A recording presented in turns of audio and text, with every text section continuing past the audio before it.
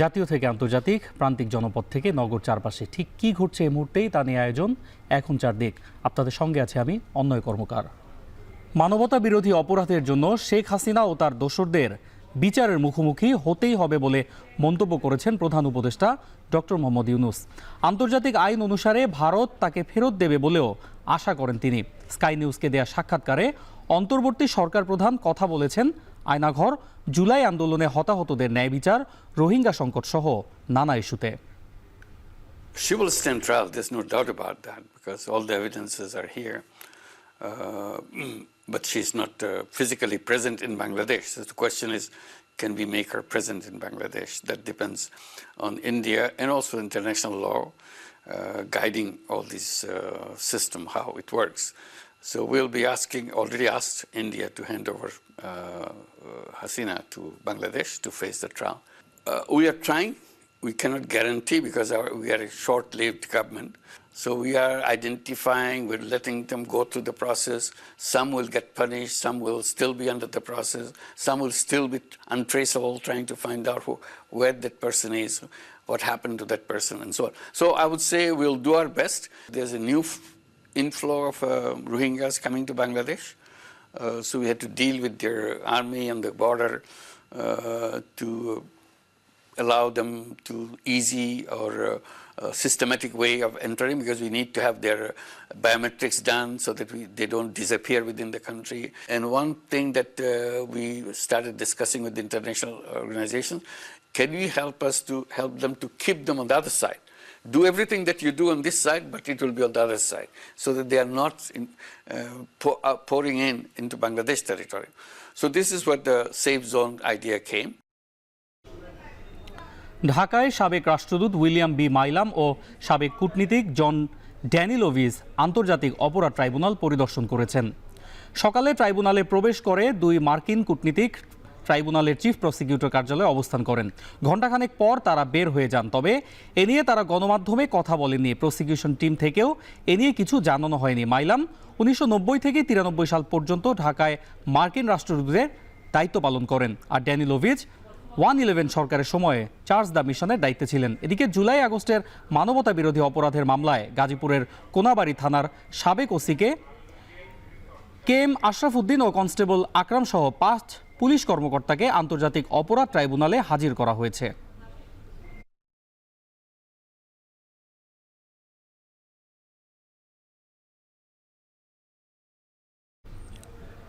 উপদেষ্টা হিসেবে শপথ নিলেন ঢাকা বিশ্ববিদ্যালয়ের অধ্যাপক CR আবরার।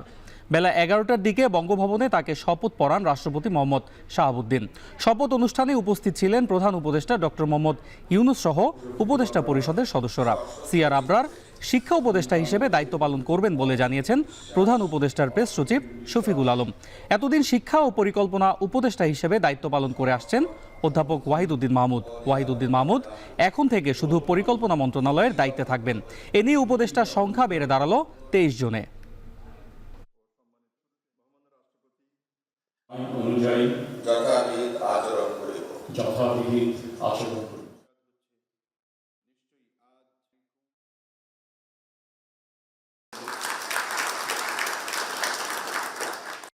আগামী 2025-26 অর্থ বছরে বাতিল হতে যাচ্ছে আরও কিছু কর সুবিধা। সেই সাথে নতুন করে করের আওতায় আসবে বেশ কিছু ব্যবসা। বাজেট নিয়ে আলোচনায় এমনটি ইঙ্গিত দিলেন জাতীয় রাজস্ব বোর্ডের চেয়ারম্যান। এনবিআরের চেয়ারম্যান বলেন, এত বছর ধরে শুধু কর সুবিধা নিয়ে অনেক ব্যবসা করেছেন। তারা শুধু সুবিধার জন্য সময় বাড়ানোর আবেদন করেন, কিন্তু কর দিতে চান না। অথচ প্রতিষ্ঠানগুলো দাঁড়িয়ে গেলে তাদের উচিত কর দেয়া। তাই আগামীতে রাজস্ব বাড়াতে যারা এতদিন কর সুবিধা নিয়েছেন তাদের এই সুযোগ ধীরে ধীরে তুলে দেওয়া হবে। আসন্ন বাজেট থেকেই যার প্রতিফলন ঘটবে। তিনি আরও বলেন, ব্যবসায়ীরা সবসময় শুধু কর সুবিধা বা ছাড় চায়, কিন্তু নতুন করে কর দেওয়ার কথা কেউ বলে না। এক জায়গায় কর ছাড় নিতে হলে অবশ্যই কর দেওয়ার নতুন ক্ষেত্র তৈরি করতে হবে। আগামী বাজেটে জাতীয়ভাবে বেশ কিছু ক্ষেত্রে কর ছাড় দেওয়া হবে, যা রাজস্ব আহরণে নেতিবাচক প্রভাব ফেলতে পারে। সেক্ষেত্রে নতুন করে কিছু ক্ষেত্রে কর আহরণ বাড়ানো হবে বলেও জানান তিনি।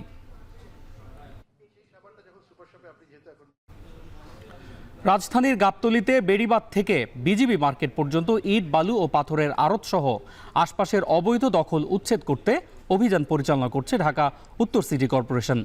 বুধবার সকালে গাবতলী বেড়িবাঁধ হতে বিজিবি মার্কেট পর্যন্ত ইট বালু ও পাথরের গদিসহ আশপাশের 30টিরও বেশি আড়ত, দোকানপাট, রেস্তোরাঁ বুলডোজার দিয়ে গুড়িয়ে দেওয়া হয়। ক্ষতিগ্রস্তরা জানান বিনা নোটিশে তাদের স্থাপনা ধ্বংস করা হয়েছে। এ সময় তারা সরকারের কাছে ক্ষতিপূরণ দাবি করেন। তবে অভিযান পরিচালনাকারী সংস্থা ডিএনসিসির প্রশাসক মোহাম্মদ এজাজ বলেন, অনেক বছর ধরে অবৈধ ইজারাদারদের কাছ থেকে ভাড়া নিয়ে ব্যবসা করছিলেন স্থানীয়রা। বিনা নোটিশে উচ্ছেদ অভিযান চালানোর প্রসঙ্গে তিনি বলেন, অবৈধ দখলদারদের নোটিশ দেওয়ার আইনি বাধ্যকতা নেই। এ সময় 7 দিনের সময় দিয়ে অভিযান স্থগিতের ঘোষণা দেয় সিটি কর্পোরেশন কর্তৃপক্ষ।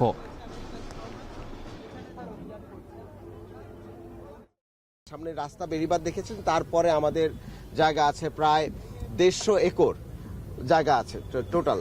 তো সুতরাং 150 একরের মধ্যে ওই অংশ ভরাট আছে, দখল আছে, সেগুলো আমরা উদ্ধার করব এবং এই উদ্ধার কাজ শুরু হয়েছে আজকে থেকে। এবং আমার পিছনে যে জায়গাগুলো, এখানে ইটের ভাটা এবং অন্যান্য যে কমার্শিয়াল যে কর্মকাণ্ড আপনারা দেখেছেন, এই কর্মকাণ্ডগুলো বিগত দীর্ঘ সময় ধরে হয়ে এসছেন এবং তারা একটি পয়সাও সিটি কর্পোরেশনকে ভাড়া দিচ্ছেন না। তো সুতরাং এখানে যখন দখল হয়েছে, সেই দখলও আমাদেরকে না জানিয়ে করেছেন। স্বাভাবিকভাবেই আমরা আমাদের দখলকে পুনরুদ্ধার করতে এসেছি। এখানের মধ্যে কোনো দখলদারদেরকে উচ্ছেদ করার জন্য কোনো ধরনের নোটিশের প্রয়োজন নাই। চট্টগ্রামে ভোজ্য তেলের দাম নির্ধারণ করে দেওয়া হলেও তা মানছেন না ব্যবসায়ীরা। গতকাল বিশেষ টাস্ক ফোর্সের সভায় খুচরায় খোলা সয়াবিন তেলের দাম সর্বোচ্চ 160 টাকা নির্ধারণ করে দেওয়া হলেও বিক্রি হচ্ছে 185 টাকায়। ব্যবসায়ীরা বলছেন, জেলা প্রশাসনের বেঁধে দেওয়া দাম সম্পর্কে জানেন না তারা। এমনকি বর্তমানে বাজারে বিক্রি হওয়া তেল আগের কেনা হওয়ায় নতুন দামে বিক্রিও সম্ভব নয়। যদি টাস্কফোর্স নির্ধারিত দামে তেল কিনতে পারেন, সেক্ষেত্রে খুচরা পর্যায়ে বেঁধে দেয়া দাম কার্যকর করা সম্ভব বলছেন ব্যবসায়ীরা। অন্যদিকে খুচরা বাজারগুলোতে বোতলজাত সয়াবিন তেল নেই বললেই চলে। এমন সংকটে বেশিরভাগ দোকানেই বোতলজাত তেল বিক্রি হচ্ছে বাড়তি দামে। খুচরা বিক্রেতারা বলছেন, প্রায় সব কোম্পানি তেলের সঙ্গে একই কোম্পানির চাল, সরিষার তেল, চা পাতা কিনতে বাধ্য করছেন। আছে 184 টাকা ডিও কিনা, আর ডিও হিসেবে কিনে আর কি 184 টাকা কেজি পড়ে আর কি। বোতল পাওয়া যাচ্ছে না, কোনো কোম্পানি আমাদের দেয় না। আমরা খোলা তেলে বিক্রি করি, বোতল করে আমরা আসলে আমার বোতল আমাদের নাই, বোতল জাত নাই, আমরা খোলা বিক্রি করবো। মিল যদি ওই রেটটা যে বিক্রি করতে আমরা 1-2 টাকা লাভে বিক্রি করতে পারবো, খরচ বাদ দিয়ে 1-2 টাকা লাভে বিক্রি করতে পারবো। আর মিল যদি ভেবে যদি না দেয়, আমরা কীভাবে বিক্রি করবো? গুলশান থানার একটি মামলায় সাবেক বিচারপতি শামসুদ্দিন চৌধুরী মানিককে 2 দিনের রিমান্ড দিয়েছেন আদালত। এছাড়া যাত্রাবাড়ী, মিরপুর, লালবাগ থানার একাধিক মামলায় আনিসুল হক, শাহজাহান খান, কামাল আহমেদ মজুমদার, সাংবাদিক দম্পতি শাকিল রূপা, সাবেক ওসি আবুল হোসেন, সাবেক মেয়র আতিকুল ইসলাম সহ 12 জনকে নতুন করে গ্রেফতার দেখিয়েছেন আদালত। বুধবার সকালে তাদের প্রত্যেককে ঢাকার চিফ মেট্রোপলিটন ম্যাজিস্ট্রেট আদালতে হাজির করে গ্রেফতার দেখানোর আবেদন করেন মামলার তদন্তকারী কর্মকর্তারা। পরে রাষ্ট্র ও আসামি পক্ষের আইনজীবীরা শুনানি করেন। বৈষম্য বিরোধী ছাত্র আন্দোলন দমনে তাদের সরাসরি জড়িত থাকার অভিযোগ তুলে নতুন করে গ্রেফতার দেখানোর যুক্তি তুলে ধরেন রাষ্ট্রপক্ষের আইনজীবী।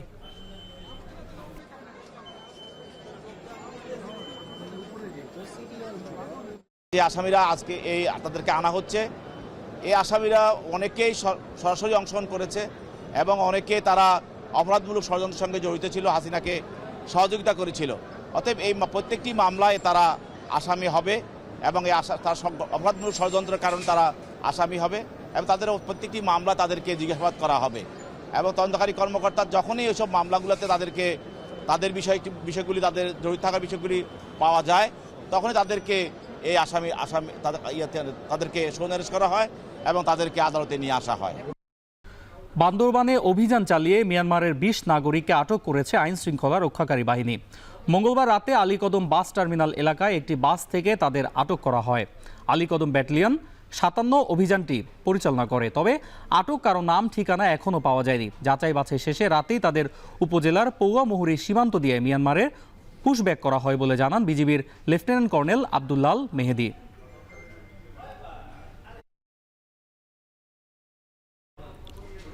মৌলভীবাজারে শ্রীমঙ্গলে 22তম চা নিলামে বিক্রি হয়নি কোনো চা, যেখানে উপস্থিত হননি একজন বায়ারও।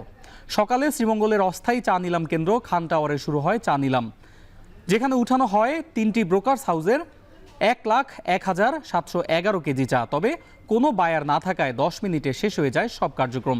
এদিকে কমেছে চায়ের গুণগত মানও। এর আগে 21তম নিলামে ওঠে 1,22,253 কেজি চা। সেখান থেকে বিক্রি হয় 3টি ব্রোকার্স হাউসের 33,888 কেজি চা, আর অবিকৃত ছিল 88,365 কেজি চা।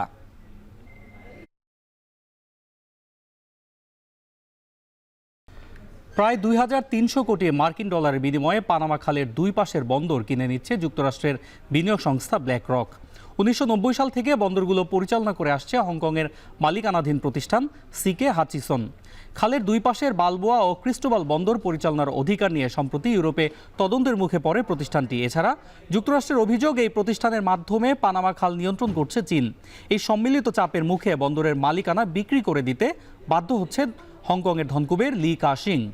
এদিকে মার্কিন প্রতিষ্ঠানের সঙ্গে এ ধরনের চুক্তিকে অসাংবিধানিক বলে তা নিরীক্ষার পরিকল্পনা করছে পানামা। তবে সিকে হাচিসন জানায়, এই চুক্তির পেছনে রাজনৈতিক কোনো কারণ নেই।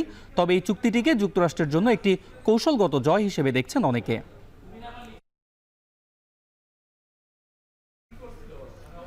টর্নেডোর আঘাতে লণ্ডভণ্ড হয়ে গেছে যুক্তরাষ্ট্রের ওকলাহোমা ও টেক্সাস অঙ্গরাজ্যের বেশ কিছু এলাকা।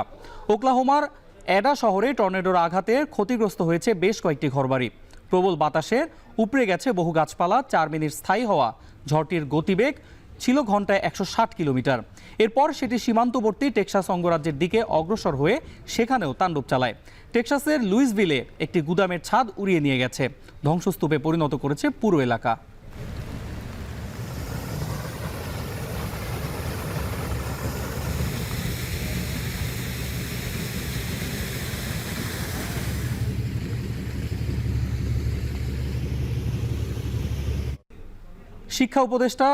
নতুন দায়িত্ব নেওয়া শিক্ষা উপদেষ্টা অধ্যাপক সিআর আবরার সচিবালয়ে গণমাধ্যমের সঙ্গে কথা বলছেন। সরাসরি চলে যাচ্ছি সেখানে। আস্থা তিনি আমার উপরে রাখেন এবং রাখছেন, এবং আমি মনে করি যে এই যে একটা নাজুক একটা পরিস্থিতি, বিভিন্নভাবে একটা নাজুক পরিস্থিতির মধ্যে আমরা যাচ্ছি, বড় রকমের একটা পরিবর্তন হয়েছে, বিশাল, যেটাকে ইংরেজিতে বলে সি চেঞ্জ, সেটা হয়েছে। আমরা কখনোই কিন্তু ভাবিনি আমাদের জীবদ্দশায় আমরা এই ধরনের যে একটা মুক্তভাবে আমরা কথা বলতে পারবো, যেটা এখানে তানজিম রয়েছে, আমরা একসাথে বিভাগে ছিলাম, এগুলো অনেক হয়ে যাচ্ছিল, এবং gradually we were resigning to the fact বোধহয় আমাদের জীবদ্দশা শেষ হবে এই ধরনের একটা পরিস্থিতির মধ্যে। যেই দেশকে আমরা স্বাধীন করেছি, যে মুক্তিযোদ্ধারা স্বাধীন করেছেন, সেই দেশে এইভাবে আমাদের যে সময় যে শেষ হয়ে হবে, এটাকে আমাদের জন্য খুব দুরূহ ছিল। তো মাননীয় প্রধান উপদেষ্টা যখন আমাকে এই দায়িত্ব দিলেন, আমি মনে করি যে এটা একটা ইটস এ চ্যালেঞ্জ। উনি আমাকে এটাও বলছেন যে সময় মধ্যে দায়িত্বটা নিচ্ছ, আমরা তো স্যারের কাছ থেকে শুনলামই কি টালমাটাল সমস্যার মধ্যে তিনি এবং এই টিমকে নিয়ে তিনি এই দায়িত্ব পালন করেছেন, যে গুরু দায়িত্ব পালন করেছেন। এবং সেই উনিও বললেন যে সামনেও কিন্তু যে খুব যে একটা ইজি হবে তা না, আর এটা হচ্ছে আমার বড় মন্ত্রণালয়গুলোর মধ্যে একটা। আর ডেফিনেটলি এটার যে বাজেটারি অ্যালোকেশন ছাড়াও এটার যে স্যার যেটা বললেন যে গ্রামেগঞ্জে একটা পরিবারের যে ছাত্র স্কুলে যাচ্ছে সেও এটার পার্ট, সেই পরিবারও এটার পার্ট। সো ইটস এ বিশাল একটা যজ্ঞ। আমি মনে করি it's a rare honour that I have given this task. আমি এটাও মনে করি যে আপনাদের মতো যোগ্য লোকজন এখানে আছেন, ভাই যেটা বললেন যেভাবে তারা দায়িত্ব সামলেছে, সমস্যা আছে, সমস্যা থাকবে, এবার আমি মনে করি আপনাদের সহযোগিতা নিয়ে আমরা অবশ্যই যে একটা গুরু দায়িত্ব, সেই গুরু দায়িত্ব আমরা পালন করব।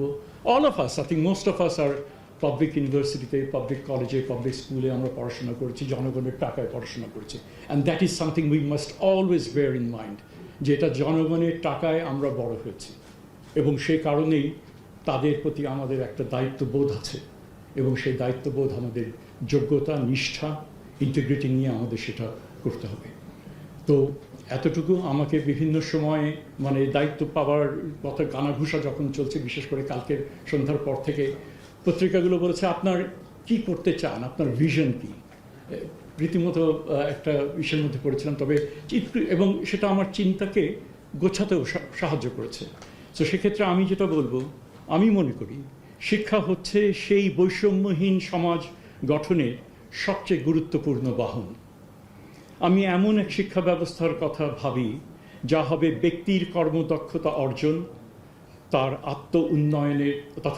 আত্ম উন্নয়নের উপযুক্ত পথ, যা হবে আর্থসামাজিক উন্নয়ন ও বিজ্ঞান প্রযুক্তিভিত্তিক উৎকর্ষে সহায়ক, এবং যা হবে সামাজিক ন্যায় বিচার প্রতিষ্ঠার লক্ষ্যে মূল্যবোধ সম্পন্ন নাগরিক তৈরির উপায়। আমি এটাই মনে করি, এবং আমি এমন শিক্ষা ব্যবস্থার স্বপ্ন দেখি যেখানে আমাদের ছাত্রছাত্রীরা দেশের ভেতরেই তাদের ভবিষ্যৎ দেখতে পাবে এবং বাংলাদেশ থেকেই বিশ্বকে নেতৃত্ব দেবে। আমি এটুকুই বলবো, এবং আমি মনে করি এটা হয়তো একদিনে হবে না, 1 বছরে হবে না, 5 বছরে হবে না, কিন্তু তার জন্য যে বেস যেটা তৈরি করে দেওয়া, এবং তার যে অলরেডি উদ্যোগ অনেকগুলো নেওয়া হয়েছে, আমরা মনে করি অনেক কিছুই আছে যেগুলো হয়তো 8-10 মাসের মধ্যে যায় সরকারের মেয়াদকালীন সময়। যেটা বললেন যে ছোট ছোট বিভিন্ন জায়গায় নানান রকমের রাষ্ট্র হয়তো আছে, সেগুলোকে ঠিক। সচিবালয়ে সাংবাদিকদের সঙ্গে কথা বলছেন নবনিযুক্ত শিক্ষা উপদেষ্টা অধ্যাপক সিআর আবরার। এতক্ষণ সরাসরি ছিলাম সেখানে। দর্শক, শেষ করছি এখন চারদিক। এতক্ষণ সঙ্গে থাকার জন্য ধন্যবাদ।